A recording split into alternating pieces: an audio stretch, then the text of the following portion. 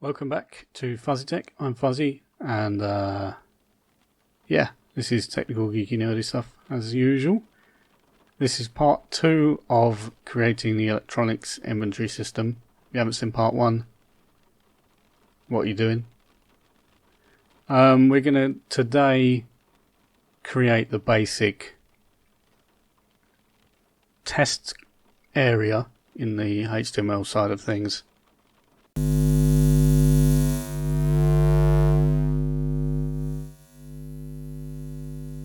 So to do that, that doesn't make any sense. So to do that, I'm going to edit these ones I put in earlier.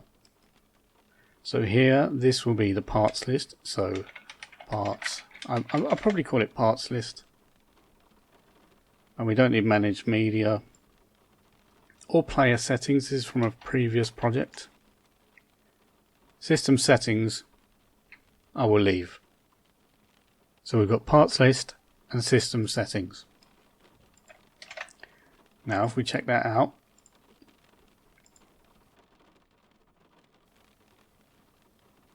it looks like this. So what I want to happen is I click parts list, it shows me all the parts and I can go through the pages of them. System settings will give me a whole load of settings I can set, like how which parts I want to view on the system, which which specifics of the parts I want to view, and other settings like that. Maybe we can have a dark mode in there. Maybe I'll do that last, because you got to have that these days. The next thing is some actual Python stuff. So I'm going to create a way to add a part into a database. To do that, we need a database. I'm thinking of using MongoDB. I've used it once in the past and I can't remember how it works. So this is going to be a ride, but we'll add that in and we'll go from there. So let's add MongoDB to this project. So to add MongoDB, I think we import PyMongo and then install, or we pip install PyMongo. That's what it's doing now, which it's done. Let's create a function that will add item. And for now it's going to do nothing but return. For now it's going to do nothing but return. Just so we've got it there ready. And then we're going to add another one that will remove item. I'm adding these as placeholders at the moment. And then we'll have update item. I think that's all we needed to do for the items. Add, remove, update. And by item, I mean component. Something in the database, an LED, an app mega chip, and whatever it may be, a diode. Also, LED is also a diode, but you know what I mean. Okay, so now we have these three functions: add item, remove item, update item. I'll fill in those later, but they're there just to, as like a placeholder skeleton kind of thing. And we have import PyMongo here. We've done that with pip. It's ready to connect to a Mongo database, but we don't actually have one. So I have to install one locally on my system. So to do that, I can open terminal. I'm using Linux. And you may see it says my computer name is Valentino. That there's a reason behind that, and I'll briefly explain it. It's not my real name. Would be cool if it was. If anyone's called Valentino, hello. Let me know that you exist, because that's a cool name. I once wrote a film and the lead character was called Valentino, and I installed Windows shortly after that. I know this is Linux, so I haven't said that by mistake. I installed Windows first because I have a triple boot system with Windows, Linux and a Hackintosh. But I installed Windows and then my computer's name was Valentino because it's the first one I thought of because of that film. And my hard drive name is also Harry Hard Drive, because he was the other character in the film. Anyway, Now that's out of the way, we can sudo apt install MongoDB. We'll ask for my password. Hunter2. Do I want to do it? Yes, I do. Downloading. Blah blah blah, doing something. There we go. MongoDB is installed locally. And now we can create database, connect to it from Python, add and remove stuff, blah blah blah, all that fun stuff. I'm going to check that we can connect to our Mongo client locally. So I'm going to remove that and I'm going to say from PyMongo import Mongo client. I'm using the MongoDB website for help because I haven't done this.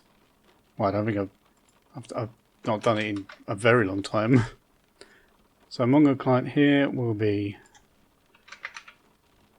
local. Hey, these aren't quotes. Don't you hate it when that happens? And I think we need to put the port number in. I think it says here. Oh yes, we can use this. Okay. So now we have this client that we're ready to use for whatever. And we're not going to use it for whatever, we're going to use it for creating an item. Okay, so we need a database and a column in the database to add stuff to. So I've done some research because this is fairly new to me. So if anybody has any better ideas and tells me I'm doing this wrong, please let me know. I'm going to move this client below here, just so that it keeps the version at the top and, you know, setting stuff sort of related together. In add item, I'm going to specify the database. Actually, I'm not going to specify it in there. I'm going to specify it up here, as well as the column. So component column is components, database is client electronics inventory. Maybe that's better if I do it like that. Keep with the underscoring. And then components to add, I'm going to put in here. This will be taken in from this, so that will be like name, blah blah blah. But we won't do that at the moment. I'll just get one in there to make sure it works. So what is it we had for the component information? We had name, we'll say LED, we'll just put in a random one at the moment. Description. It lights up. Storage location. Draw 1B, I don't know. Footprint. Wait, this should probably be lowercase. Easier to remember. Footprint. We will have 2 pin. I don't know the correct term for the footprint of an LED. Amount. We'll say we've got 12. Can this be an integer? I presume it can. Data sheet. Now this will be updated from... It will either be a URL. Well, it will always be a URL, but it will either be a local URL or it will be one online. Or it will be not applicable. Entry date. Do we need entry date and updated date? I don't know. We can have them anyway. There's no harm. This will be a date. Eventually it will be a date. Updated date. Now if this isn't set, it will be set to the entry date. And a comment. This is a comment about an LED. Okay, I know that's very long, but it's just for testing. So the component to add is the LED, and it has all these things about it. But enough about that. Then we need to insert into the column that we made the component, which I've called component X, like Chemical X from the Powerpuff Girls. And then we, as a test, we can print it. I don't know if this way of printing a variable works. I've seen the format one I've used many times, you know, where you like just do the you do dot format blah blah blah. But I'll try this and see if it works. If it doesn't work, I'll use the format method. And it should print it down here, but we need to actually access this. So to do that, I'm just gonna, if I can spell, I'm going to add it in there. So when I visit the website, it will add the item straight away. And then we should be able to return back here and see that it's printed, item added, blah blah blah. So let's rerun it. So we can visit the site. Boom, we visited the site. Item added. Oh yeah, of course it has not printed out ID. Okay, I guess that doesn't work. I'll do it the way I know how. Like that. Is it now going to tell us that, oh no, there we are, item added, and it's giving us an ID for the item. So that works. Now we can view that in MongoDB to make sure it's as it should be. So let's do that. Okay, so after an excruciatingly long time trying to get a PyCharm plugin for MongoDB working, this is how that went. Many hours later.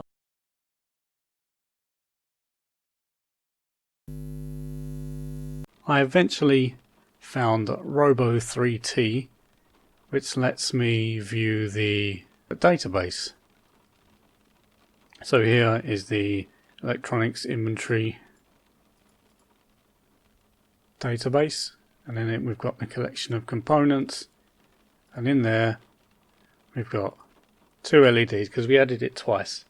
We've got the name, LED, description, it lights up, location, drawer, 1B, footprint, 2-pin, amount, 12, datasheet, not applicable, entry date, updated date, and a comment. And we've got two of them with the ID of blah blah blah.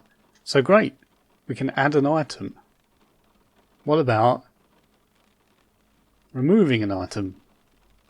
I suppose we should get to that next. So to remove an item, I will add a component to remove equals, I'm just going to call it, I'm just going to put a C there just for the moment. And then X, I don't know why I've called it X. It was in the tutorial or the guide up here and it called it X. Just so you can refer to it. I'm just going to call it X because it's not necessary outside of the function. It only gets used inside, so it doesn't really matter what it's called. And we can see what it is. So it will be components column dot and then remove.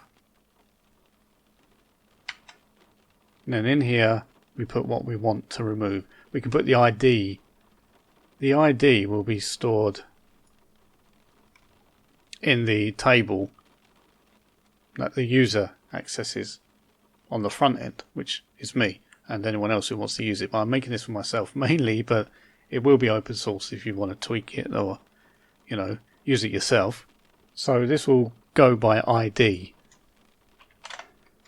and the ID of the item will end up in there. So we don't actually need this. And then we can say print item removed with ID and then, oh, my voice is going funny again. In here we can do .format X. So that should remove that item. Yeah, there will only be one item with that ID because they're unique. So yeah, that's fine. And update item will be, that will take in an ID because the item will already exist, so it will already have an ID. Unlike add item, we need to put that in ourselves from a form on the front end. Okay, so I've quickly made this an app root. So /update, which has a post method, which means that you can use a form to send data to this method, and then that data will be used eventually to update the database.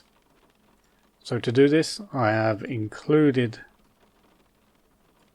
from Flask import, we had Flask and render template already. I've also added request, because request is what it uses to get stuff from the post.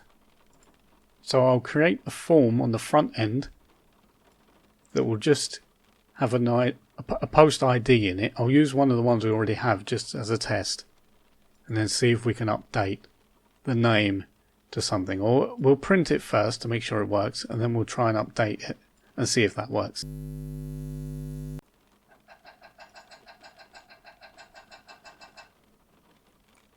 Someone's banging a pipe in the background.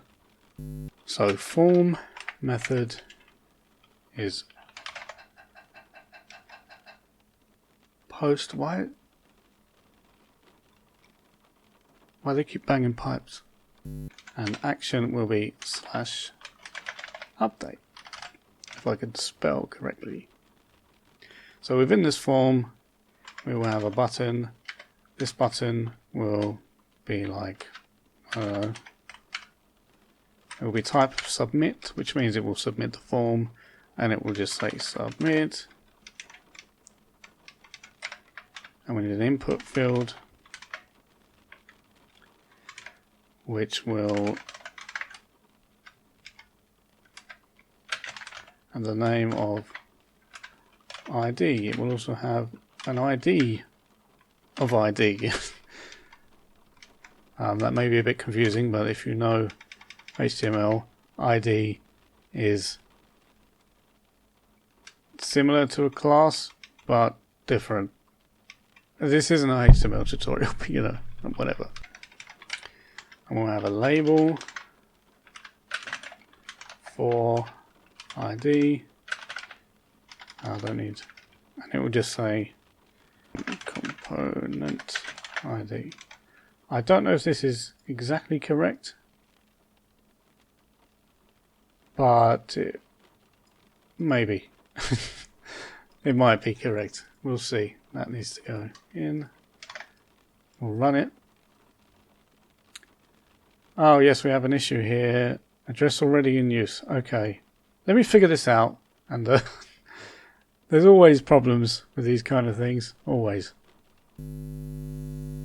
Okay, so the problem was that the port number of 5000, I think was the default, was already in use. So yeah, whatever, we're back. So we can open this, and here we are. Here's our form. Doesn't it look beautiful? I'll fill it with 1, 2, 3, 4, press submit, and there's an error. Why is there an error? There is an error because there is no return statement. Yes, there is.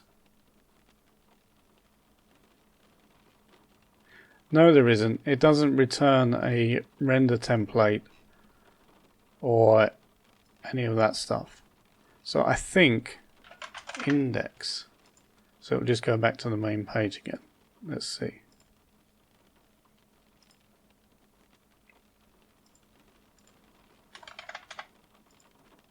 Okay, so that worked.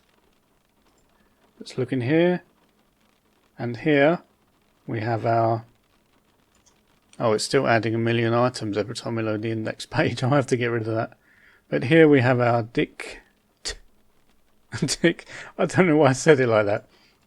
Here we have our dictionary with the ID that we entered from the form of 1234, which we can then use to say update the ID of the one from the form, which won't actually be a form.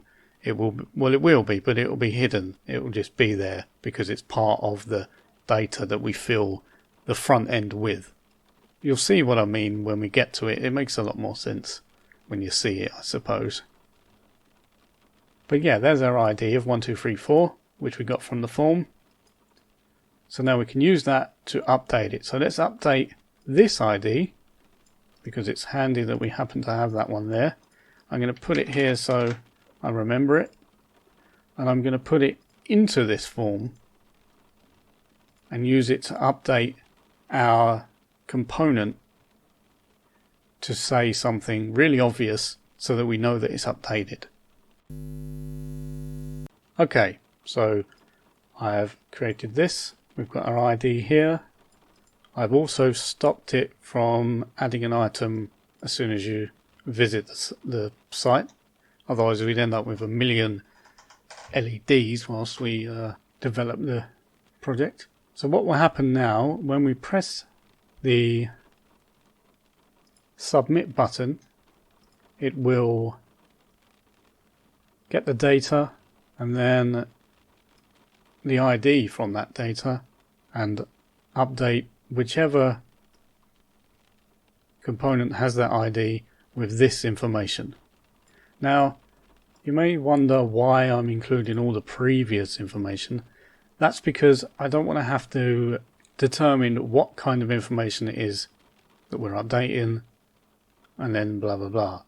I will do all of it. So eventually this amount, for example, would be data amount, which would also be included in the form by default. So which, you know, if the user doesn't change that, it will just be whatever it was before. But if they do, it will all be updated all at once. Rather than, are they updating an amount? Well, let's update just that and nothing else. Because updating won't happen very often, I don't see an issue with doing it this way anyway. So let's see if that works.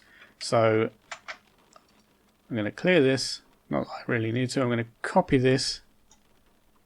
I'm going to rerun it to make sure it's up to date, which it should be. Open it, close the other one, and then paste in the component ID and press submit. Now, that should have updated. Update is deprecated, use replace one. Okay, that's my problem. Well, update one. I didn't realize that, but I shall do that. Okay, so after spending a little while trying to figure out why I couldn't get it to work, the issue is this. In the database,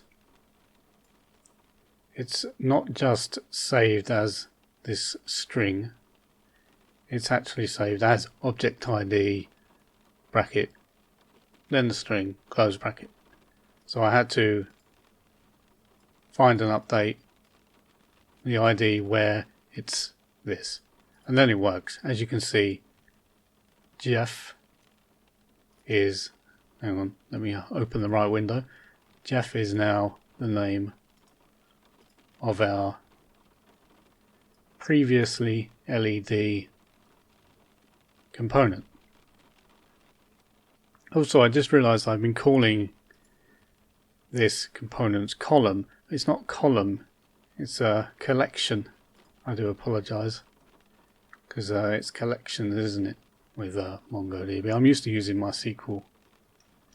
But yeah, so that updates. It updates all of these. So here, data ID, this will be data name, this will be data description, and so on. They don't yet exist, of course, but they will when we finish making the form, the update form.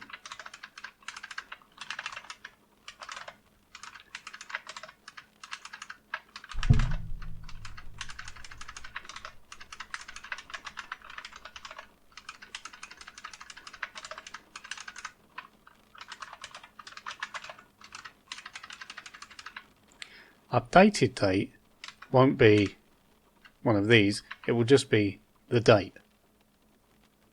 So I will leave that blank for now.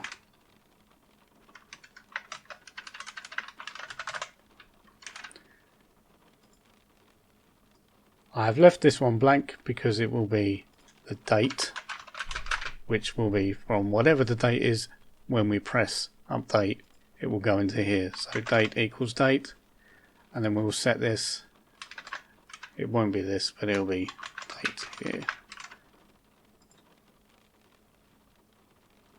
Yep, so that should be good. And although on here we've got this silly form on the index page, it won't actually be on the index page, it will be when you press to edit a component.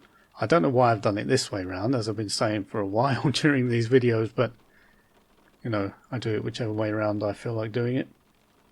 Maybe I should have done the form to add a new component first, but we can use this form as a basis to add a new component. Maybe I'll put that on a new page.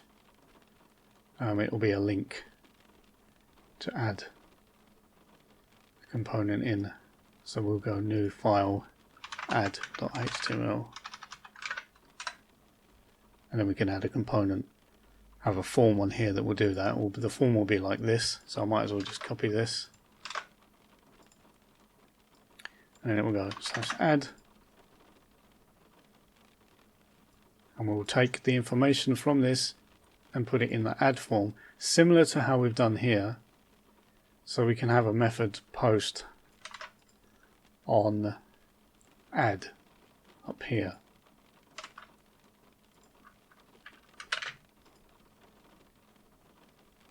And then component to add will be, so again we'll have from, similar to here, the data from the form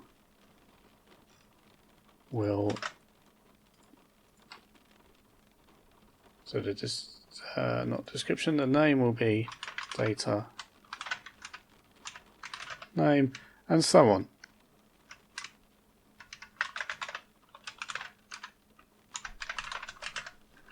Oh, wrong key there.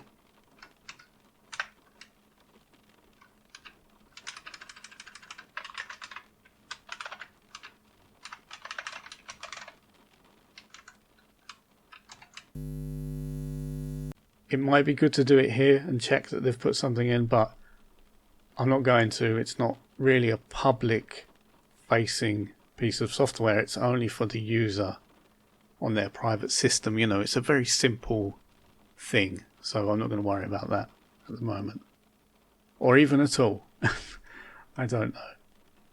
But that should work now for adding items from scratch. We can get rid of this. Maybe I should do like a try and put that.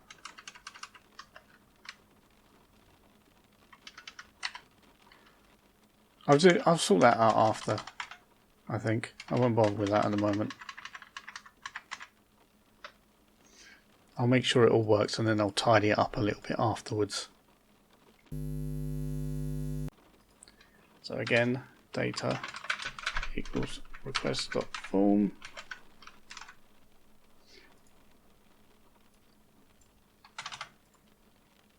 We'll return index so that it doesn't crash on us.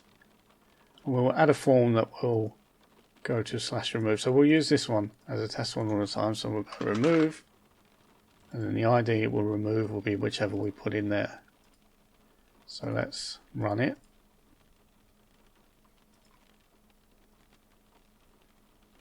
Open it up. Is it opening? Yes, there we go.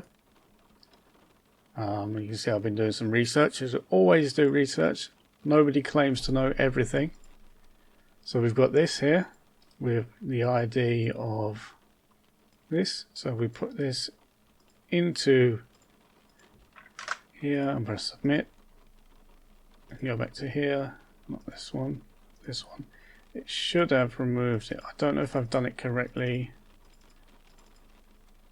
Yes, I have. There's no components. Okay, that's good.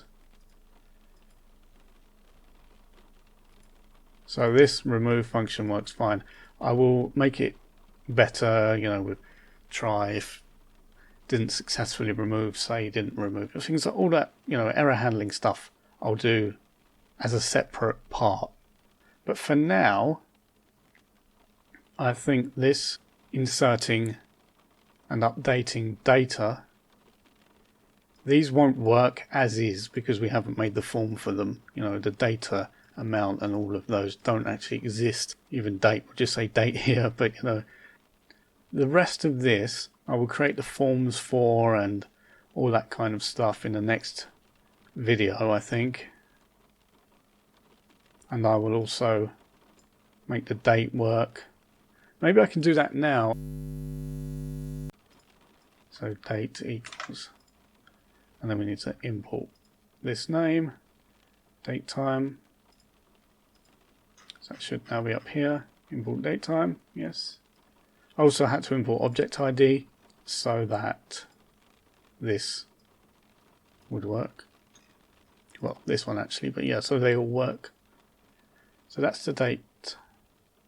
I'll figure this out later. I'll leave this as datetime.datetime.now for now. The same with this. And for now, I shall leave it there and get on to making the forms and designing the front end and all that juicy stuff next time. But if you like this video and this series, please let me know if you have any comments and feedback and stuff like that down below, and give it a like if you like it. If you don't, please tell me why. Thank you very much for watching, and until next time, bye bye.